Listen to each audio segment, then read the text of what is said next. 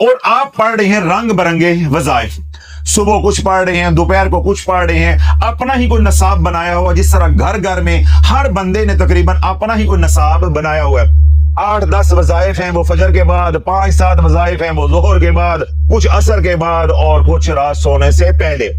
जिस तरह बहुत सी खवातीन ने आधा पाँच सूरता दिन में और आधा पाँच सूरता रात में, फिर उसके साथ कई रसाले के वज़ाइफ भी हैं और सोशल मीडिया से लेकर भी उन्होंने वज़ाइफ अपने नसाब में या अपने मामूलात में शामिल किए हुए हैं। जब ये इतने सारे वज़ाइफ पढ़े जाएंगे, इनका मजाज आपस में भी नहीं मिलेगा और आपकी रूह के साथ भी नहीं मिलेगा, तो ये तमाम अलामात या इनमें से कुछ अलामात या वो अलामात जो जहां जाहिर नहीं की गई या फातिमा बतूल ने नहीं लिखी, वो भी जो है वो जाहिर हो जाएगी।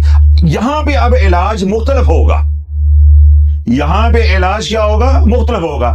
यहां वज़ाइफ को छोड़ना पड़ेगा, यहां वज़ाइफ से तौबा करनी पड़ेगी। पहले हमने कौन सी बात की है? अल्लाह की नाफरमानी, वहां गुनाह छोड़ने हैं, और यहां क्या है? औरादो वज़ाइफ छोड़ने हैं। वहां इलाज था ए अल्लाह मेरी तौबा, फिर बाद में अस्तगफिरुल्लाह अस्तगफिरुल्लाह अस्तगफिरुल्लाह। यहां पे जब आपने वज़ाइफ छोड़ दिए तो यहां पे इलाज होगा या अल्लाहु या सलामु, या अल्लाहु या सलामु। इसका विर्द करेंगे, साथ दरूद पाक पढ़ेंगे और उसी तरह आप साथ जो है वो सदका देंगे, अपनी भी जान का और अपने घर वालों की भी जान का, ताकि कहीं ये ना हो कि वो तमाम बलाएं जो आपके ऊपर मुसल्लत हुई हैं, जब आप राह रास्त पे आ जाए, आपको तो छोड़ दें, कहीं अल्लाह ना करे वो आपके घर वालों को नुकसान पहुंचा दे।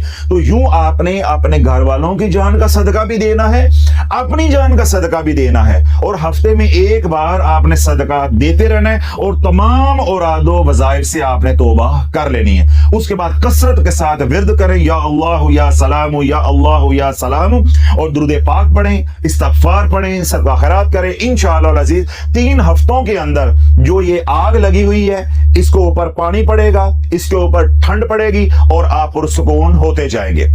जब आप जमाली अमल करेंगे जो मैंने पैकेज दिया है, तो इंशाल्लाह ये जो आग भड़की हुई है ये बुझना शुरू हो जाएगी और ये तमाम अलामात आहिस्ता आहिस्ता खत्म होना शुरू हो जाएंगी। तो ये मैंने 2 जो मेन काजिज थी वो भी आपके सामने रख दी हैं और उन दोनों का इलाज भी बता दिया।